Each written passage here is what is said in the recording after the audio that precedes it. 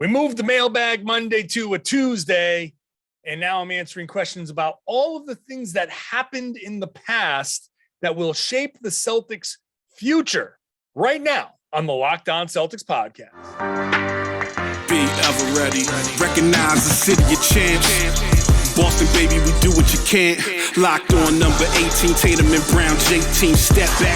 We gon' wet that and slay teams. Of course, the Celtics, who else could it be? Screaming like KG with the Larry O.B. Karalis above average, assessing the team status. Best daily pod, no cap, salary matching. Clutch like Bird the DJ, keep John on replay. Prime time, dapping up the truth on the sideline. Raining J's, how it started, raising banners, how we finished. Locked on Celtics pod, home of the winners. B. Welcome back to the Locked On Celtics podcast. Thank you so much for making this show part of your daily routine, Monday through Friday. This show is free and available wherever you get your podcasts. It's also available on YouTube. You can watch the show, get just a sense of my surroundings and my gesturing and my facial expressions to really get the full sensory experience of this podcast. I'm John Karalis. I cover the Celtics for Boston Sports Journal. I've written a book called The Boston Celtics All-Time All-Stars, and I was one of the media voters for the Celtics 75th anniversary team. And that 75th anniversary season got the Celtics to the NBA Finals, and obviously we know what happened.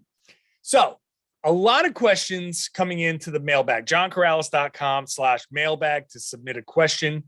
JohnKaralis.com/mailbag. The questions that have come in, I split them up into things that happened in the playoffs and the finals and moving forward. So if the Celtics are to move forward, we have to understand the past. So I figured, let me answer a bunch of these questions and get into why certain things happened in the finals to really get to the heart of everything. So let's just start with David T, who asked, the Celtics bench looks very thin in games 4 through 6 of the finals. How can they shore this up to get a proven scorer and defender coming off the bench to help them? And I think obviously we've talked about the TPE and the mid-level exception. And I think we've got to start narrowing down some of the choices.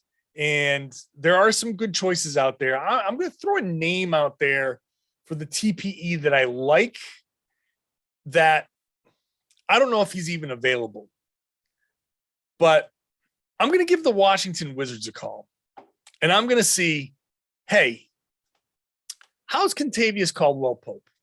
Now, he makes a lot of money, $14 million, and that's not what I really want to pay Kentavious CaldwellPope. But at this point, you got to say, all right, he makes too much, but this is the final year of his contract. The Celtics need help. The Celtics have the clearance to spend. If you're not going to spend on a short-term answer for one guy that kind of is no risk, if Washington's even looking to part with him. If you're looking for, hey, we've got this $17 million. We've got the ability to overspend for one season, and hey, take a shot on somebody. Why not KCP? I feel like he might be potentially available if you're looking at some of the other names that are out there. I mean, a couple of them are on the Wizards, KCP, Kyle Kuzma. I don't know. I feel like KCP could be worth, for a bench role, a guy who could defend multiple positions and can hit the three off the bench. Yeah, he's expensive, but who cares? This is you're using that TPE. It expires soon. You call them up, you give them a pick, you give them the rights to somebody, whatever, one of those stash guys, whatever. I think it's worth the look. So that's how you do it. I think you just throw out some of the previous conceptions of, all right, how do we, again, CaldwellPope is not a guy that I would say, oh yeah, let's go get this guy, 14 million, whatever, you trade for him and give up, Tyson, a player and all. No. That's not exactly how I want to do it. But when you have the exception, and if Washington is open to it, which again, I don't know, I'm just kind of throwing that out there. I feel like that's where you go to shore up the bench. Then you use the TPE. I mean, you use the mid-level exception, the 6.4 million, see if you can get somebody else there. And then maybe you save one of the other exceptions for the trade deadline. You bring in a couple of guys. You hope that Grant and Peyton kind of get better. You hope that Derek White gets better. And now you have maybe a 4 or 5 person reliable, sort of more reliable bench. Now you're going 9 deep, maybe 10 deep if Aaron Nesmith shows you anything. Or you use a veteran minimum or one of the other exceptions to bring in a serviceable big, or Daniel Tice is a guy that you can probably rely on if you can't trade him for something else or another package. There are ways to do it. Lenny asks, do you think the turnover issues had anything to do with trust issues coming back? And people keep bringing up hero ball and not making the hockey assists, but could have been that players didn't trust each other to make the play. And then Murden asked, fatigue played a major part. However, I believe that this is a trust issue. So 2 people bring up trust issues for the Celtics. And I think at the end of the season, there were, trust issues that showed up where the Celtics players, the stars, Tatum, Brown, didn't fully trust the guys who were outside because they were struggling. Smart is, obviously they have a long history with him, but Derek White, Grant Williams, Peyton Pritchard, those guys were kind of struggling a lot. So yeah, the trust issues showed up, which is why you got to build out this bench to give these guys players that can be trusted, that Ime can trust, that the players can trust. I've talked about this, and I think this is part of the growth of this team, that sometimes as a player, you have to just, hey, trust these guys. That's their jobs. I've got to give them the ball at that point. So when we're looking forward, these trust issues have to be solved by what? By getting them veteran help. This is why the veteran help is such an important part moving forward. When we look at these trust issues, I think Tatum and Brown and Smart kind of went into I'm going to do this myself mode. And when you do it yourself, it's exhausting. That's part of why they got so tired. It's tough to do it all by yourself. When you have to carry the load and you look around, you're like, oh, I don't trust this guy to take that next shot and make that next shot. That's tough. So this is why veteran help, somebody that's been there, that's done that. Even somebody like KCP, who has at least a long history of, this guy is going to be reliable. He's played alongside LeBron. He kind of knows how to play off the stars. That type of stuff, you can trust that guy. So, and hey, side note, I kind of think having a guy like that, a role player who played off of LeBron, can really help somebody like Tatum and Brown and say, hey, when this is how this dynamic worked. I expect you to do such and such, and this is how my mentality works with star players. So that's where the trust issue comes in. Javed S, why did the Celtics excel on the road and struggle at home in the playoffs? Why did the Celtics excel on the road and struggle at home? I got to go with their ability to focus. I think when you're on the road versus at home, this might be the product of a young team. It's certainly weird. And I think this is something that when we're looking forward, internal growth, this is an internal growth issue. Why did they excel on the road? I think it's because they had to put the blinders on. Okay, we have a job to do. We're here. It kind of helped that they were in Milwaukee, San Francisco. I don't know what's going on in San Francisco. Miami's a hot spot, but They stayed focused. Ime was very, very focused on their road record from the beginning of the season, from training camp. He talked about, we're going to be road warriors. And it was evident that's part of what they were, their mentality. They really liked that. I feel like when they got home, they sort of relaxed a little bit. And the Celtics, once they relaxed, it was tough for them to kind of get going. That's my guess. So part of the internal improvement moving forward has to be this focus on don't relax. Always keep your focus no matter what the situation. So, I mean, it's very easy to look at their home road and say, you know, there's a positive with them being so good on the road in the playoffs, the negative being so bad at home or not mediocre at home. I think that does tell you a little bit about where they need to focus, and it gives them something when they go on, you know, on their quest for improvement over the summer. That's something that they need to kind of look internally, whatever it was internally, they need to work on that, because it's certainly a problem. And I can't say for sure, but that is going to be something that they have to focus on as they get older and start to move forward. All right. I'm going to come back to talk about the shortened offseason. And I got to mention Kyrie.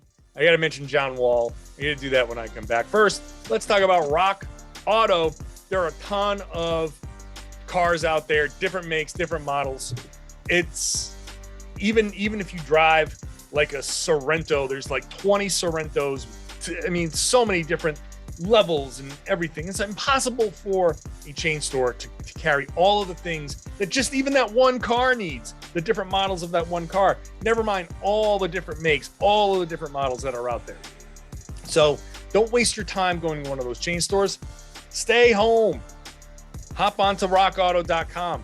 Enter all the information you're just going to tell that other person. Enter it into the computer yourself or into your phone yourself.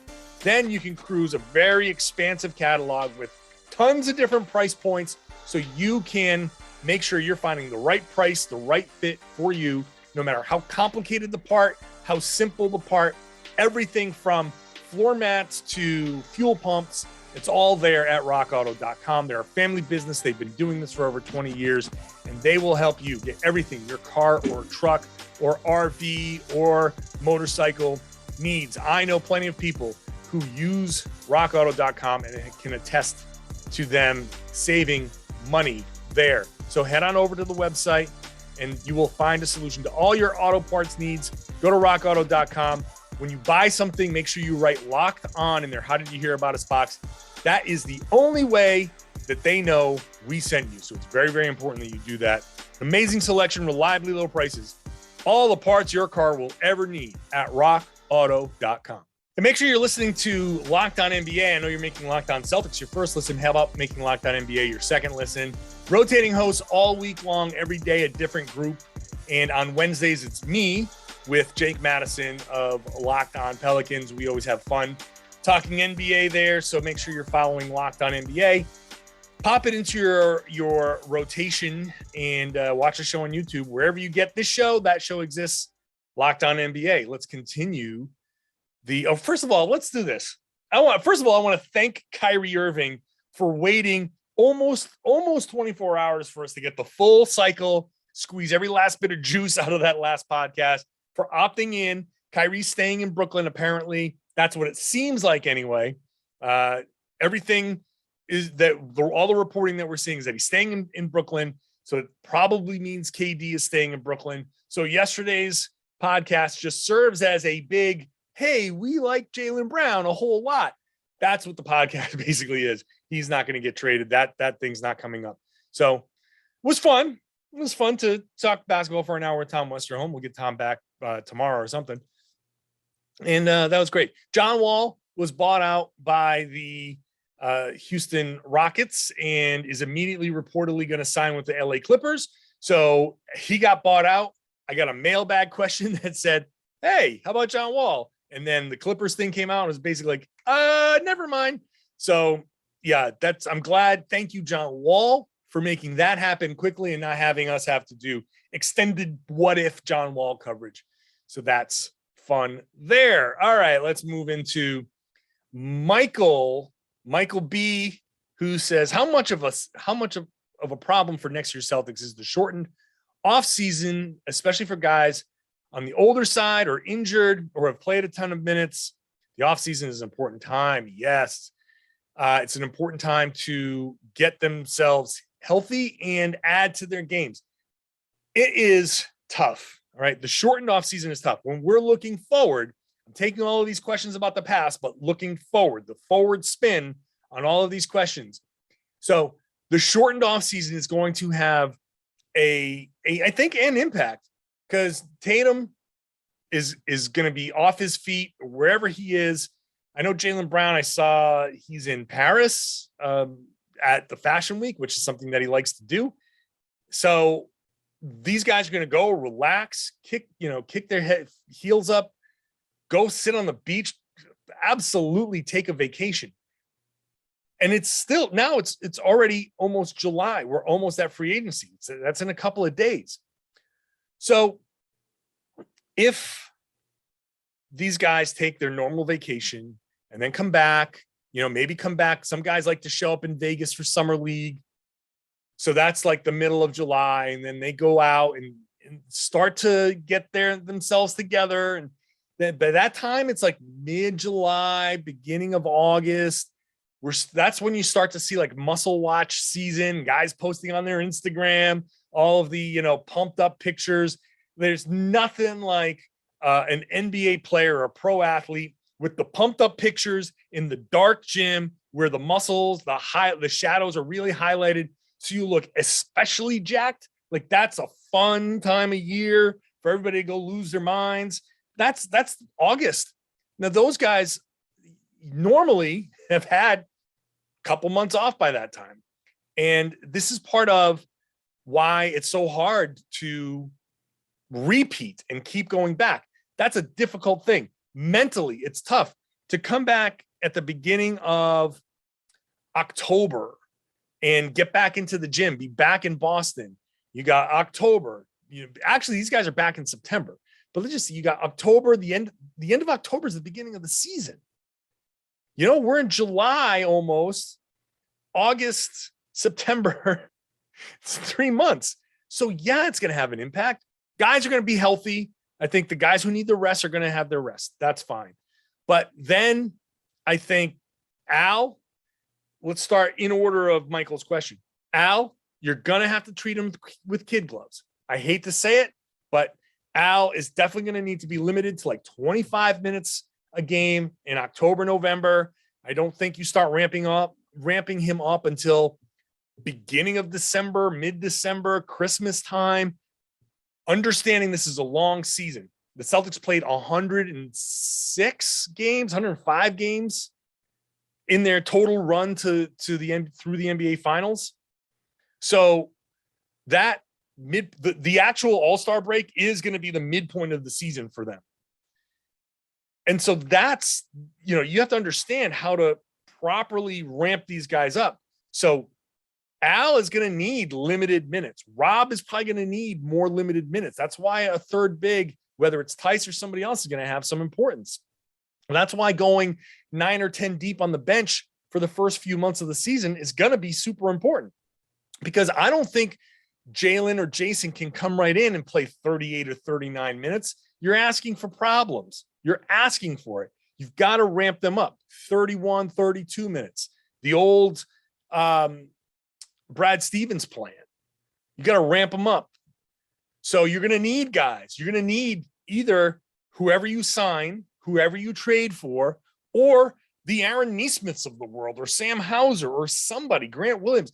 Those guys are going to have to really step up. I didn't mean to throw Grant Williams at the end of the Nesmith and Hauser thing. I think he's obviously better than that.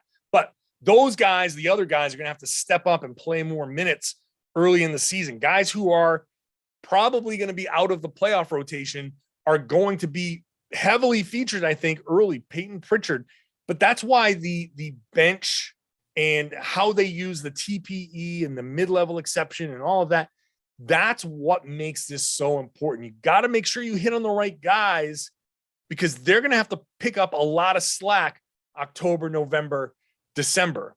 Then in December, right around Christmas time, you can start getting up to 34, 35 minutes for Tatum and Brown. You can start getting them a little bit closer. They'll get into 38, 39 minutes after the All-Star break, getting them a little closer to that, knowing that every once in a while, depending on the schedule, you can say, okay, here's a 42-minute game for Tatum and Brown. Maybe there's an overtime game or something, but that will, if the Celtics have like a couple of days off after that, you can say, okay, we're gonna stretch them out a little bit, just like a runner. If you're a runner, you have your training runs, whatever it is, whatever your distance is. If you are a 5 mile a day runner, every once in a while you pop off a 7.5, an 8 miler just to get that, then you can go back to working on your speed, but you got to get a little bit of distance in your running to build up the muscles in your legs and to build up all the different types of muscles in your legs. Same thing with a basketball player. If you're doing 34, 35, then you pop off a 41, 42. That's okay if you've got a day off or two to recover and you can get back to the plan. So that's how the short off season factors in. And then I'll fold in Nick's question, Nick V, who said, do you think it's important to target somebody with a similar playing style to Robert Williams for the inevitable 20 or so games he'll miss? And so on and so forth. So I don't think it's imperative that they find somebody who mimics Rob or mimics Al Horford or anything like that. You have to have different ways to play a game anyway.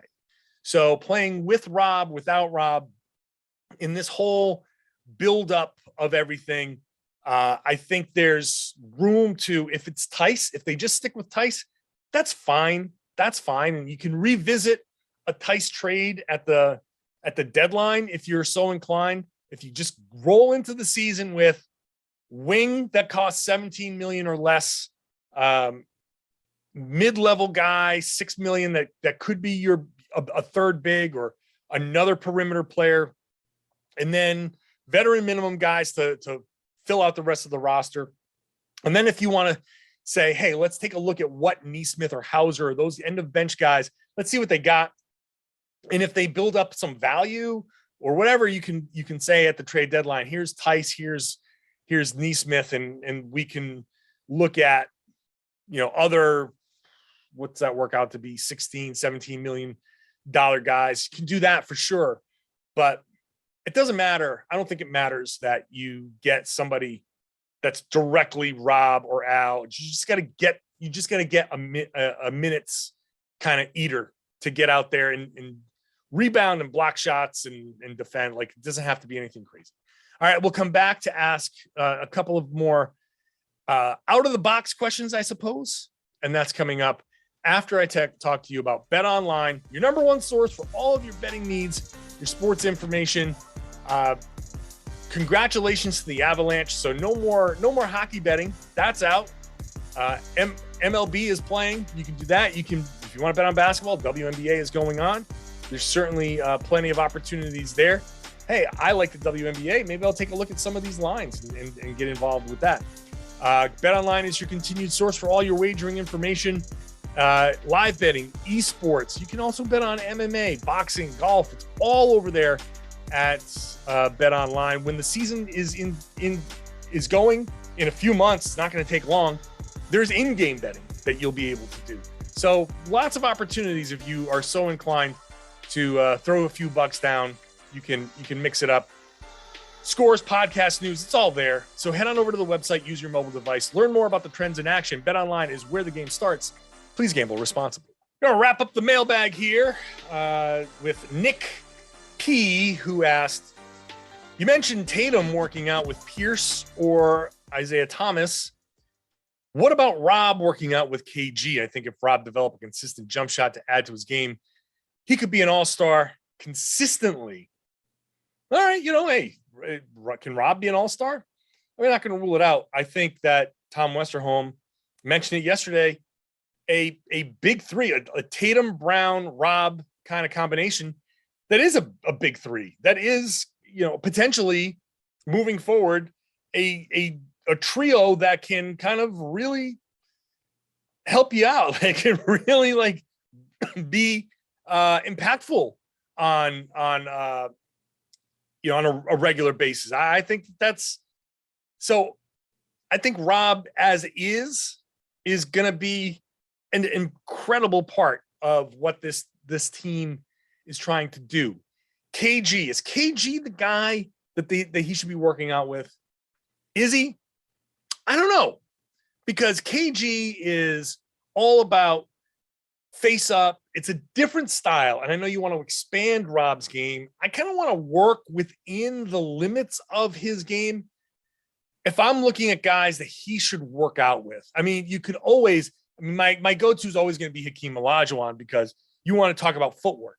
I think anybody, Hakeem, Kevin McHale, any of the old post players, anybody that can teach him about footwork. And look, KG obviously certainly can teach footwork as well. But like the old masters, the Jedi masters are Dream and McHale. And so if he can learn some footwork there, that'd be great.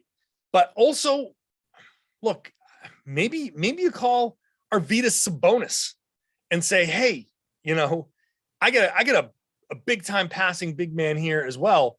How get him in with that kind of guy? Get him in with Bill Walton. I mean, I just pictured in my head what Bill Walton, by the way, was there.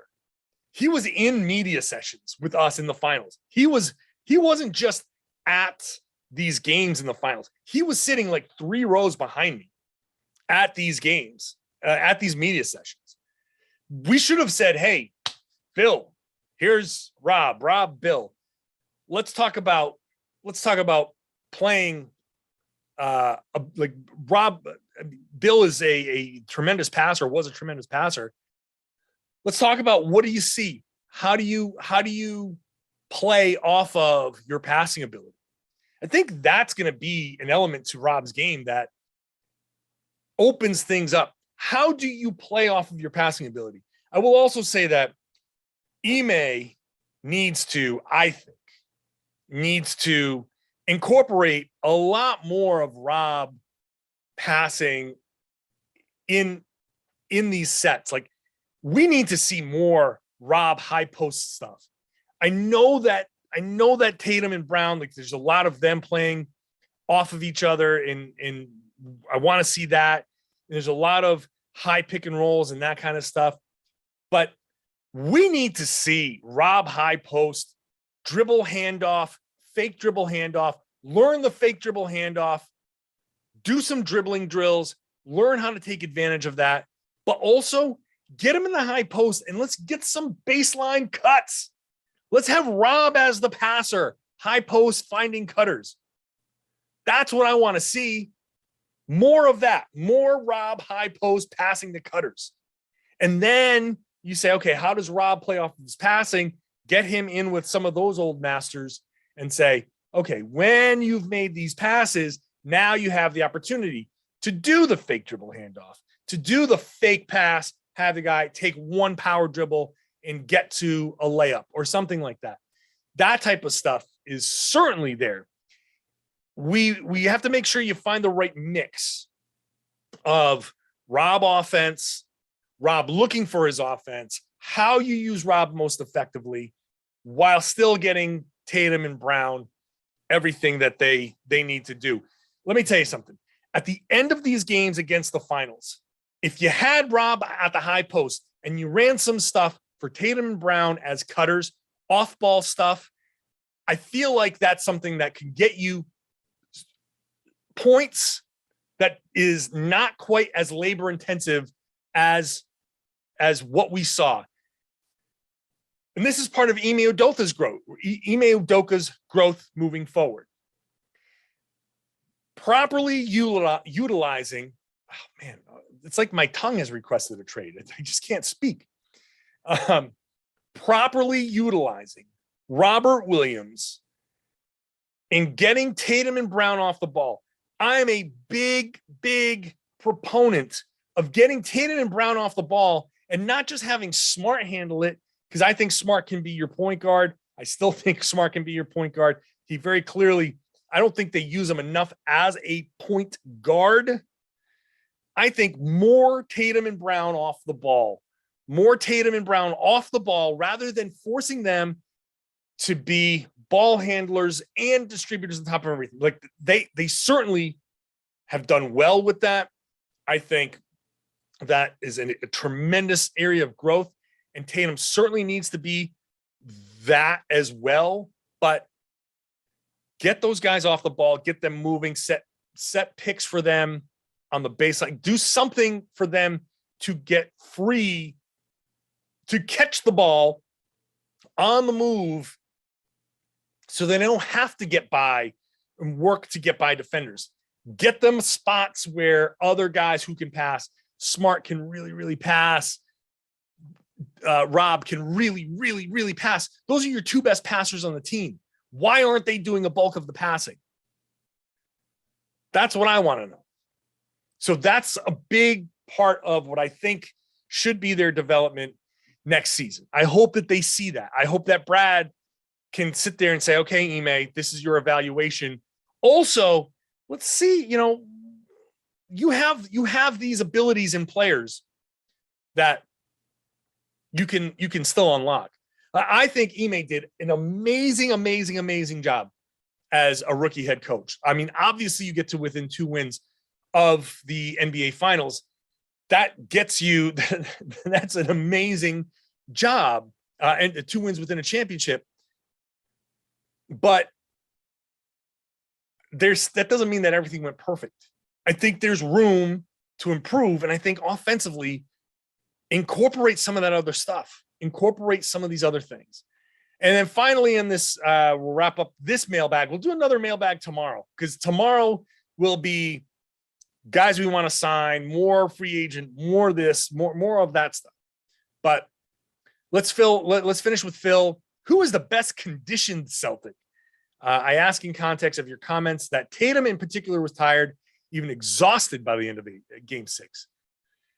Well, that's tough. The best conditioned Celtic, if I had to say, if you started everybody running and who can run the longest, I don't know. That's tough, because there's different types of conditioning. But I think Marcus Smart's probably the best conditioned Celtic. And I say that because he takes a lot of hits and he keeps on going. And he probably gets hit more than anybody.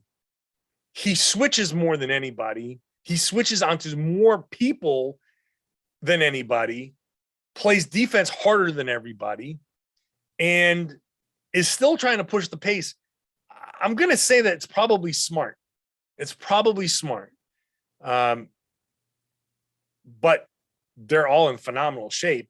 It's just that, by the end of the finals, they were asked to do so much that at some point, even the best conditioned athletes, don't have it. But Smart for sure. I think Jaylen is in really good condition. I mean, Jayson is too. They all are. As far as, it has to be a wing player. So I'm going to go with Marcus Smart. I think it's like I compare it to like boxing, where there's a reason why boxing is like 3-minute rounds and you have to sit and catch your breath, because not only are you kind of like moving around, the constant throwing of punches and the constant taking hits and like ducking, like all of that stuff is part of, like, it takes incredible conditioning. You can sit there and say, okay, I'm going to duck, throw it. And then you're doing core work. You're doing, hooks, you're doing uppercuts. Like all of these things require all of these different muscles to fire, which means oxygen has to go to all of those muscles, which means your lungs have to provide the air. So anything that's comparable to that, I mean, you have to be in extraordinary shape to be a good boxer. So I'd say Marcus Smart is probably the closest thing the Celtics have to a boxer. So I'm going to say Smart. And I'm going to say thank you for listening to the Locked On Celtics podcast. Thank you for watching the Locked On Celtics podcast. If you are not subscribed to the show, but you are here and hearing me ask for you to subscribe, then I would love to have you on the show. Subscribe to the show. I'd love to add you to the list, the number of people who are subscribing, and on YouTube for sure. And I would love for you to share the podcast. If you love it, tell your friends, tell your family, tell everybody that they should listen to it too. Tell them you should be listening to and watching the Locked On Celtics podcast right here on the Locked On Podcast Network.